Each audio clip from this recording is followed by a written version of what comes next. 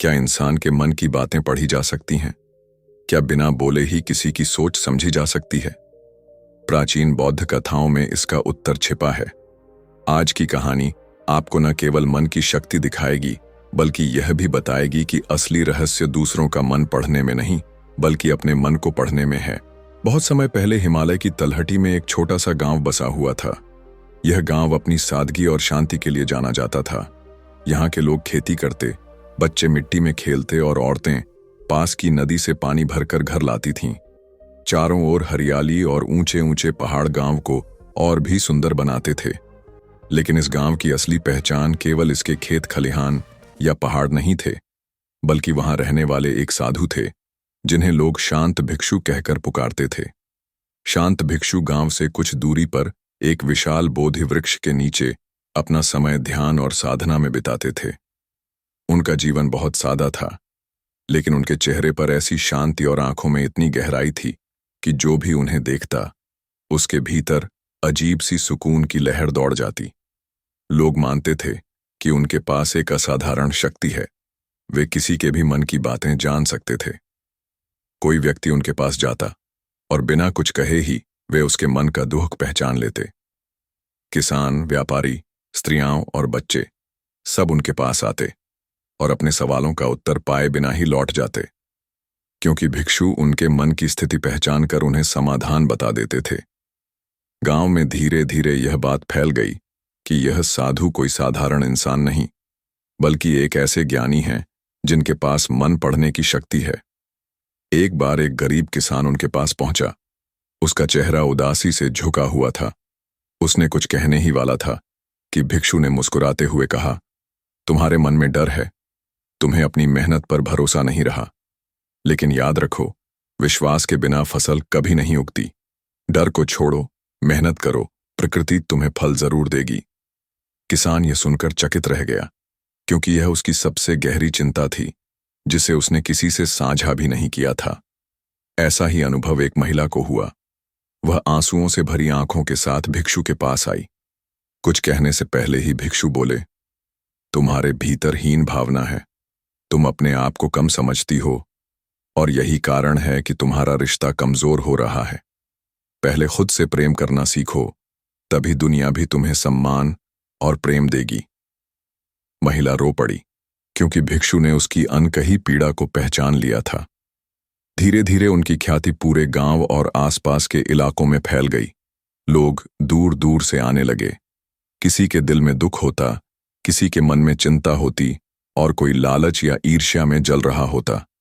लेकिन जैसे ही वे भिक्षु के सामने बैठते, उनके भीतर की बात खुल जाती। सब कहते, यह साधु कोई साधारण इंसान नहीं, बल्कि महान ज्ञानी है। लेकिन जहां आस्था होती है, वहीं संदेह भी जन्म लेता है। गांव के कुछ लोग अब भी सोचते थे कि शायद यह सब संयोग है, शायद भिक्षु केवल अनुमान लगाते हैं। वे मानने को तैयार नहीं थे कि कोई वास्तव में मन की बातें पढ़ सकता है। और इसी संदेह ने उन्हें यह सोचने पर मजबूर किया कि वे एक दिन भिक्षु की परीक्षा लेंगे। गांव में हर दिन लोग भिक्षु के पास आते और अपने मन की शांति पाते। धीरे धीरे उनके आश्रम जैसा वातावरण बोधि वृक्ष के चारों ओर बनने लगा। कुछ लोग तो उन्हें दिव्य पुरुष मानने लगे थे। लेकिन हर गांव में ऐसे लोग भी होते हैं जिन्हें बिना प्रमाण के कोई बात स्वीकार नहीं होती। यही हाल इस गांव का भी था। कुछ लोग कहते, हाँ, भिक्षु सचमुच हमारे मन की बातें जानते हैं। लेकिन कुछ लोग इसे मात्र संयोग मानते और कहते, ये सब चालाकी है। इंसान का चेहरा देखकर कोई भी अंदाजा लगा सकता है कि वह क्या सोच रहा है। एक दिन कुछ ग्रामीण आपस में इकट्ठे हुए। उनमें से एक ने कहा, हम हर बार सुनते हैं कि भिक्षु बिना कुछ पूछे ही लोगों के मन की बातें बता देते हैं। लेकिन क्या यह सच है? हो सकता है कि लोग खुद ही बातें मान लेते हों। दूसरा बोला, हाँ, मैं भी यही सोचता हूं।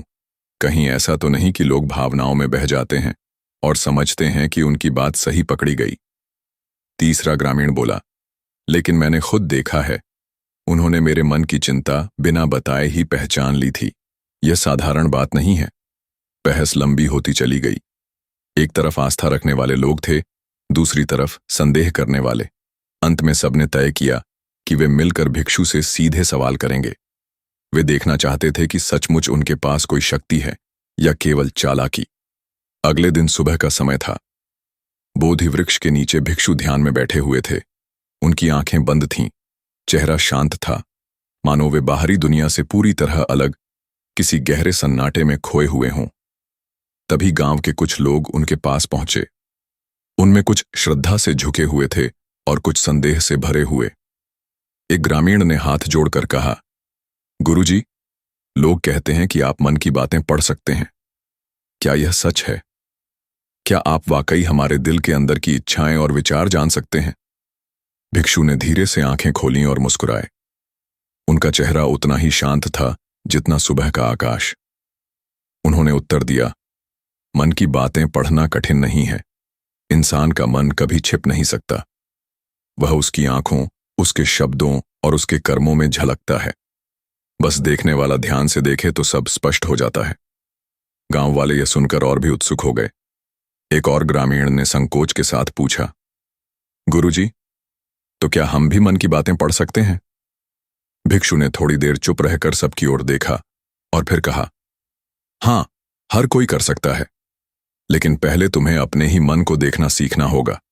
जब तुम अपने मन को समझ लोगे, तभी दूसरों के मन को पहचान पाओगे। यह सुनकर लोग चौंक गए। उन्होंने सोचा कि शायद आज उन्हें कुछ असाधारण अनुभव मिलेगा, और तभी भिक्षु ने उन्हें पास बुलाया और एक प्रयोग करने के लिए कहा। भिक्षु ने सभी ग्रामीणों को पास बुलाया और बोधिवृक्ष की ठंडी छांव में गोल घेरा बनाकर बैठने के लिए कहा। लोग उत्सुक थे। कुछ के मन में डर भी था कि पता नहीं क्या होने वाला है। भिक्षु ने सबकी ओर देखा और शांत स्वर में बोले, तुम सब यह जानना चाहते हो कि मन की बातें कैसे पढ़ी जाती हैं, तो आज मैं तुम्हें इसका अनुभव कराऊंगा। ग्रामीणों ने सिर हिलाकर हामी भरी।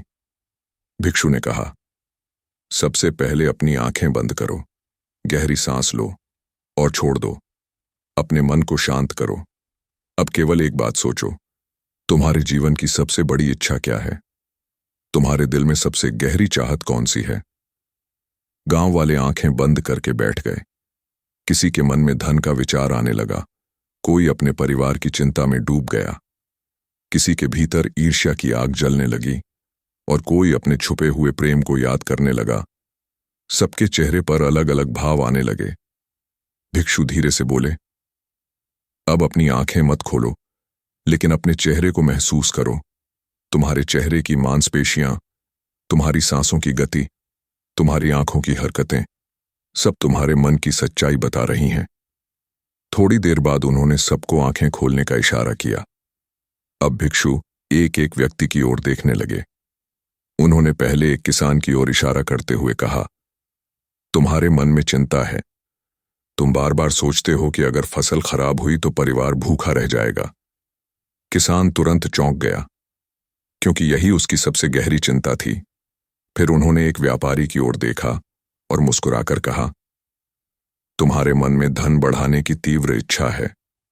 तुम्हारा ध्यान परिवार से ज्यादा व्यापार और लाभ पर रहता है।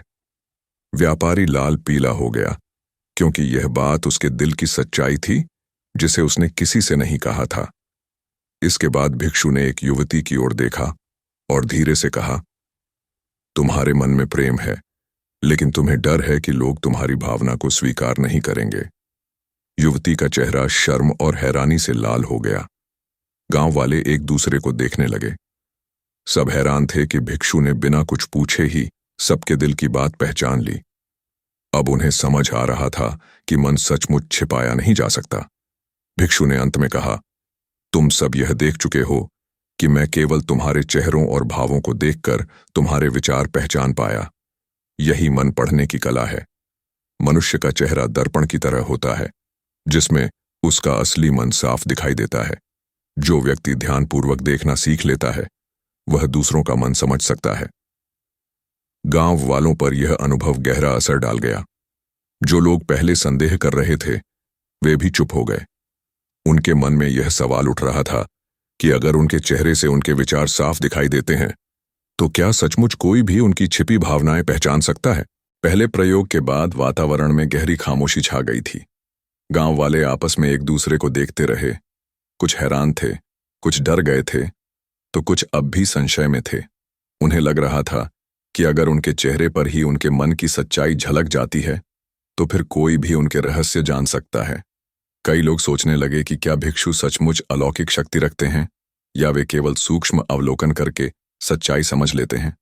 उसी समय एक ग्रामीण ने साहस जुटाकर भिक्षु से पूछा, गुरुजी, यह अद्भुत है, आपने सचमुच हमारे मन की बातें पहचान ली, लेकिन क्या यह केवल आपकी शक्ति है या हम भी इसे सीख सकते हैं?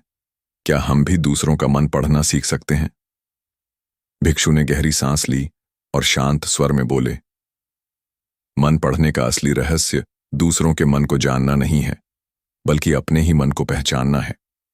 जब तक इंसान अपने भीतर उठते विचारों को नहीं समझता, तब तक वह दूसरों के मन को कैसे पहचान पाएगा?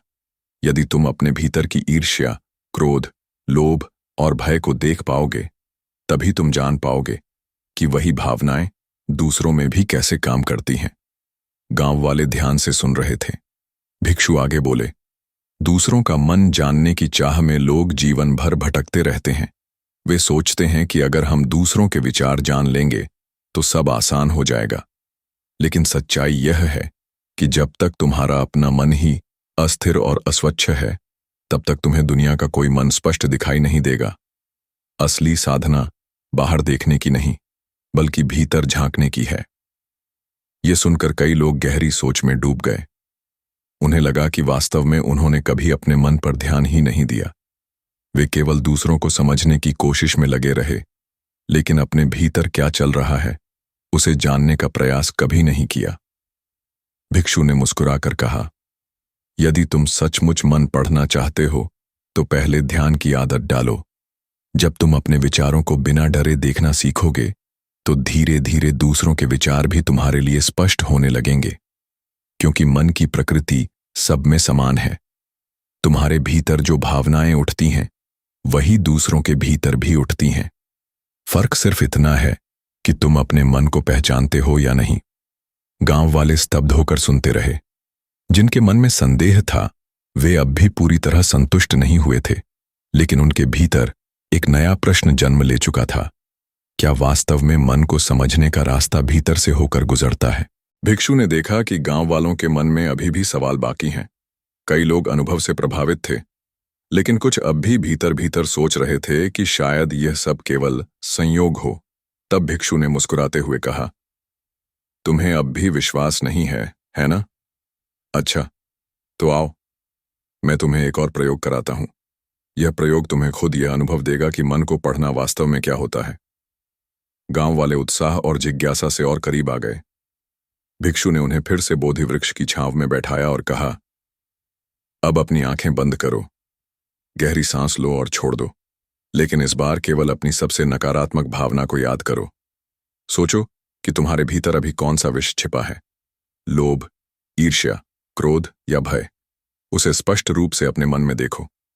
लोगों ने आंखें बंद कर लीं। किसी को अपने पड़ोसी की समृद्धि पर जलन याद आई, किसी को अपना अधूरा गुस्सा, किसी को धन का लालच और किसी को किसी प्रियजन को खो देने का डर। धीरे धीरे सबके चेहरे उन भावनाओं को प्रकट करने लगे। कोई भौहें चढ़ा बैठा था, कोई दांत भींच रहा था, कोई बेचैन होकर सांसें तेजी से ले रहा था और कोई डर से कांप रहा था।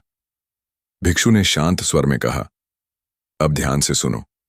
यह सब कुछ तुम्हारे बाहर से नहीं आ रहा, यह तुम्हारे भीतर है। यही भावनाएं तुम्हें अशांत करती हैं और तुम्हारे चेहरे और आचरण में झलकती हैं। जब तुम इन्हें पहचान लेते हो, तभी तुम इन्हें बाहर निकाल सकते हो। इसके बाद उन्होंने धीरे धीरे बोलना शुरू किया, अब गहरी सांस लो और छोड़ते हुए कल्पना करो कि तुम्हारा क्रोध, तुम्हारी ईर्ष्या, तुम्हारा लालच सब धुएं की तरह बाहर निकल रहा है। इसे अपने दिल से, अपने शरीर से और अपने मन से निकाल दो। गांव वाले ऐसा ही करने लगे। कुछ ही मिनटों में वातावरण बदल गया।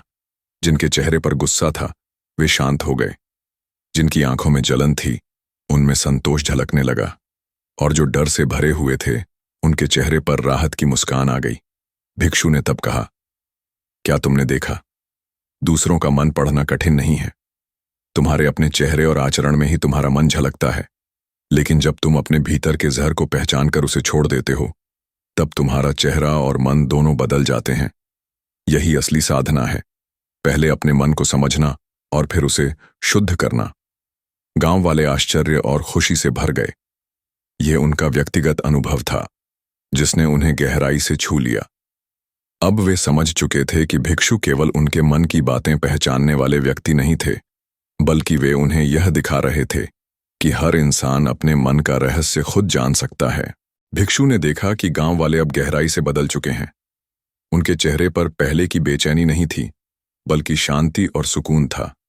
उन्होंने धीरे धीरे सभी की ओर देखा और कहा, तुम सबने अभी अनुभव किया कि मन की बातें किसी चमत्कार से नहीं पढ़ी जाती। हर व्यक्ति का चेहरा, उसकी आंखें, उसका व्यवहार और उसकी सांसें सब उसके मन की खिड़कियां हैं। अगर तुम ध्यानपूर्वक देखो तो किसी का भी मन पढ़ सकते हो, लेकिन याद रखो, यह केवल जिज्ञासा का खेल नहीं है। यह कला तुम्हें दो रास्तों पर ले जा सकती है। एक, लोगों की कमजोरी जानकर उसका गलत फायदा उठाने का रास्ता, और दूसरा, उनके दर्द को समझकर उन्हें सही राह दिखाने का रास्ता। बुद्ध का मार्ग हमेशा दूसरा है। गांव वाले ध्यान से सुन रहे थे। भिक्षु आगे बोले, जब तुम दूसरों का मन समझते हो तो उनके दुखों को भी देख पाते हो, और जब तुम दूसरों के दुख समझने लगते हो तभी असली करुणा जन्म लेती है। यही करुणा तुम्हें इंसान से महामानव बनाती है, और यह तभी संभव है जब तुम पहले अपने ही मन को समझो। अगर तुम्हारा मन ही अशांत है तो तुम दूसरों को कैसे समझ पाओगे? उन्होंने सबको निर्देश दिया, हर दिन कुछ समय ध्यान करो, अपनी सांसों को देखो, अपने विचारों को देखो। धीरे धीरे तुम जान जाओगे कि तुम्हारे मन में कब ईर्ष्या आती है, कब क्रोध, कब लालच। जब यह पहचान लोगे तभी इनसे मुक्त हो पाओगे, और जब तुम मुक्त हो जाओगे तब तुम्हारी उपस्थिति ही दूसरों को शांति देने लगेगी। इतना कहकर भिक्षु ने अपनी आंखें बंद कीं और मौन धारण कर लिया। वातावरण में गहरी शांति छा गई। पक्षियों की चहचहाहट और हवा की हल्की सरसराहट मानो ध्यान की ध्वनि बन गई हो। गांव वालों ने भी उसी क्षण मौन साध लिया। कुछ देर बाद जब सबने आंखें खोलीं तो उन्होंने महसूस किया कि उनकी आंखों से आंसू बह रहे थे। ये आंसू दुख के नहीं थे, बल्कि भीतर से बोझ हट जाने के थे। अब उन्हें लगा कि वे वास्तव में हल्के हो गए हैं। भिक्षु ने अंतिम वाक्य कहा, मन को पढ़ने का रहस्य बाहर नहीं, भीतर है। जब तुम अपने मन को देखना सीख जाओगे तो तुम्हें किसी और के मन को पढ़ने की जरूरत ही नहीं रहेगी, क्योंकि तुम हर जगह केवल करुणा और शांति ही देखोगे। गांव वाले झुककर भिक्षु के चरणों में प्रणाम करने लगे। उनके दिलों में गहरी कृतज्ञता थी। उस दिन के बाद से गांव का माहौल बदल गया। झगड़े और ईर्ष्या धीरे धीरे मिटने लगे और लोग एक दूसरे की भावनाओं को समझने लगे।